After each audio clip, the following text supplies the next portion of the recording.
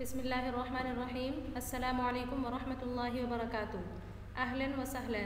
اقرأ معهد الحافظات بشاور شارع ورس جماعت عالیہ اول مضمون مختارات سبق نمبر 1 نصاب ٹائم ٹیبل وغیرہ اس کے علاوہ دیگر اسباق میں آپ دیکھ چکی ہیں، دیگر ویڈیوز میں آپ دیکھ چکی ہیں، لہٰذا وہیں سے ملاحظہ فرما لیجئے۔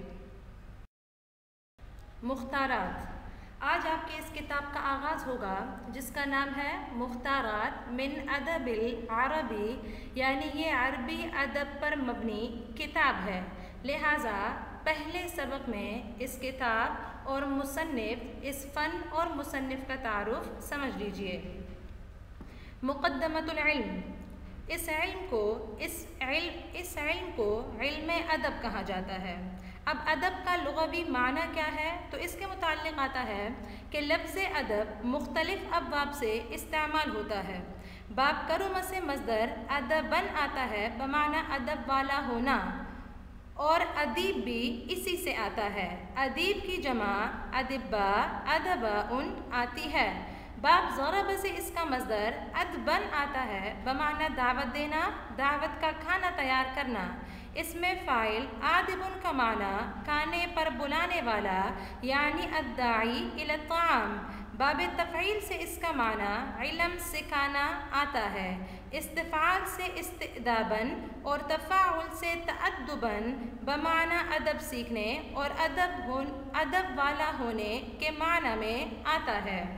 اب علم ادب کی تعریف کیا ہے تو علم ادب کی مختلف تعریفات بیان کی گئی ہے۔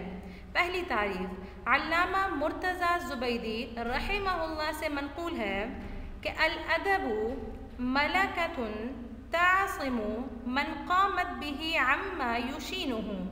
ادب ایسا ملکہ ہے کہ جس کے ساتھ قائم ہوتا ہے تو اس کو ہر ناشائستہ بات سے بچاتا ہے، ہر بری بات سے، ہر عیب سے اس کو بچاتا ہے۔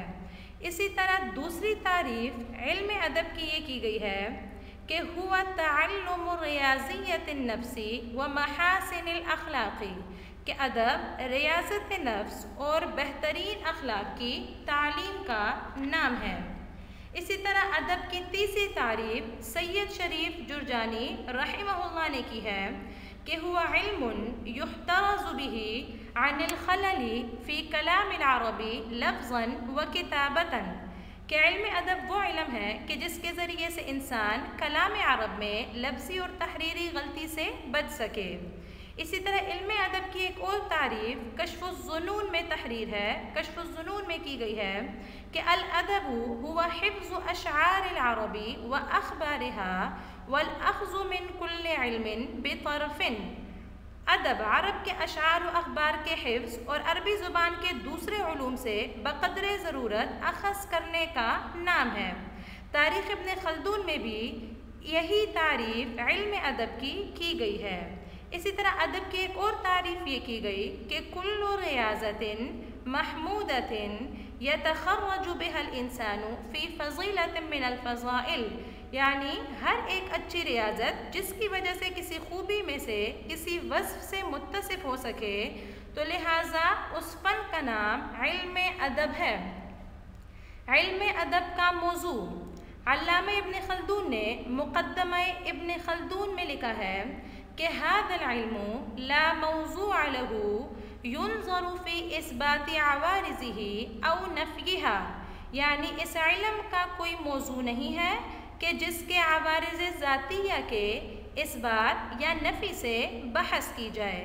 البتہ بعض حضرات نے تکلف سے کام لے کر علم ادب کے لیے موضوع کی تعیین کی ہے، یعنی بعض نے کہا کہ علم ادب کا موضوع نظم و نثر ہے، جبکہ بعض کا خیال یہ ہے کہ اس کا موضوع طبیعت اور فطرت وغیرہ ہے جو خارجی حقائق اور داخلی کیفیات کی ترجمانی کرے، لیکن تکلف سے بچتے ہوئے یہی کہا جائے گا کہ علم ادب کا کوئی خاص موضوع نہیں ہے۔ وجہ صاحب کشف الظنون نے یہ بیان کی ہے کہ کبھی فن کا موضوع متعین اور واضح نہیں ہوتا، تکلف کر کے متعین کرنا اور بات ہے، جیسا کہ بعض ادیبات کا معاملہ ہے۔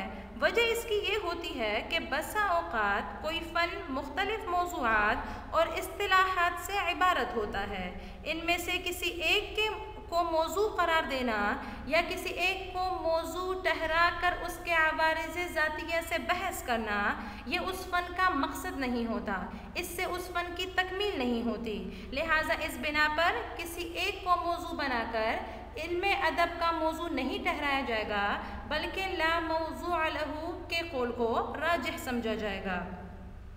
علم ادب کے غرض و غایت یا علم ادب کا مقصد، علامہ ابن خلدون مقدمہ ابن خلدون میں علم ادب کے غرض و غایت یوں تحریر فرماتے ہیں کہ انما المقصود منہ ثمرتہ وہی الاجادۃ فی فنی المنظوم والمنثور علی اسالیب العرب ومناحیہم، کہ علم ادب سے حقیقتاً مقصود اس کا ثمرہ ہے اور اس کا ثمرہ عرب کے طرز و انداز اور اسلوب کے مطابق نظم و نثر میں مہارت کا نام ہے۔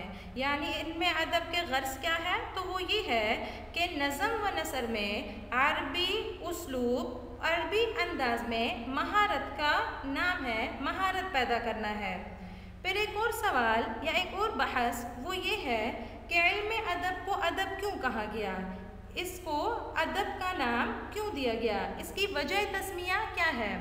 تو لسان العرب میں لکھا گیا ہے کہ الادب سمی ادبا لأنه يأدب الناس إلى المحامد وينهاهم عن المقابح وأصل الادب الدعاء۔ ادب کا معنی ہے بلانا یا دعوت دینا۔ ادب کو ادب اس لیے کہتے ہیں کہ وہ لوگوں کو اخلاق حسنہ کی طرف دعوت دیتا ہے اور بری صفات سے روکتا ہے۔ علوم ادبیہ کون کون سے ہیں؟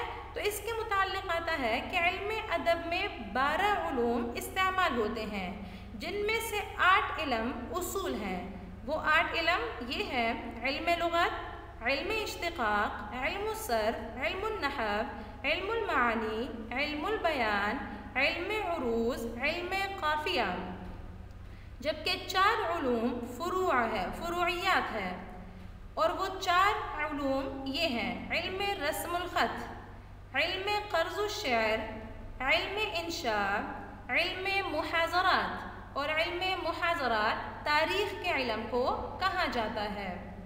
اسی طرح علم ادب کا مقام اور مرتبہ کیا ہے؟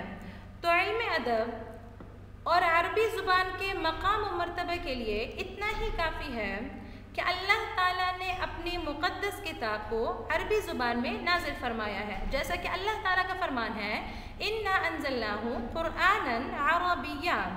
اسی طرح حضرت ابن عباس رضی اللہ عنہما سے مروی ہے کہ نبی کریم صلی اللہ علیہ وسلم نے ارشاد فرمایا احب العرب لثلاث، 3 باتوں کی وجہ سے تم عرب سے محبت رکھو: لأنی عربی والقرآن عربی وکلام اہل الجنہ وکلام اہل الجنۃ عربی۔ ایک اور روایت ہے کہ حضرت نافع رحمہ اللہ حضرت عبداللہ ابن عمر رضی اللہ عنہ سے روایت کرتے ہیں کہ نبی کریم صلی اللہ علیہ وسلم نے فرمایا جو شخص اچھی طرح عربی زبان بول سکتا ہو تو اسے چاہیے کہ وہ عجمی زبان میں بات نہ کرے، اس لیے کہ وہ دل میں نفاق پیدا کرتی ہے۔ اسی طرح حضرت عمر رضی اللہ عنہ سے مروی ہے کہ تعلموا العربیہ فإنها من دینکم، عربی زبان سیکھو اس لیے کہ وہ آپ کے دین میں سے ہے، یعنی دین کا حصہ ہے۔ لہٰذا ان روایات سے، ان اقوال سے، قرآن کی آیات سے معلوم ہوا کہ عربی زبان اہمیت رکھتی ہے، عربی ادب اہمیت کا حامل ہے۔ لہٰذا یہ اس فن کا مختصراً تعارف ہوا۔ مصنف کے تعارف کے متعلق انشاءاللہ نئے سبق میں، اگلے سبق میں بات ہوگی۔ وآخر دعوانا ان الحمدللہ رب العالمین۔ جتنا سنا وہ تمام یاد کر لیجئے۔ جزاکم اللہ خیراً کثیراً۔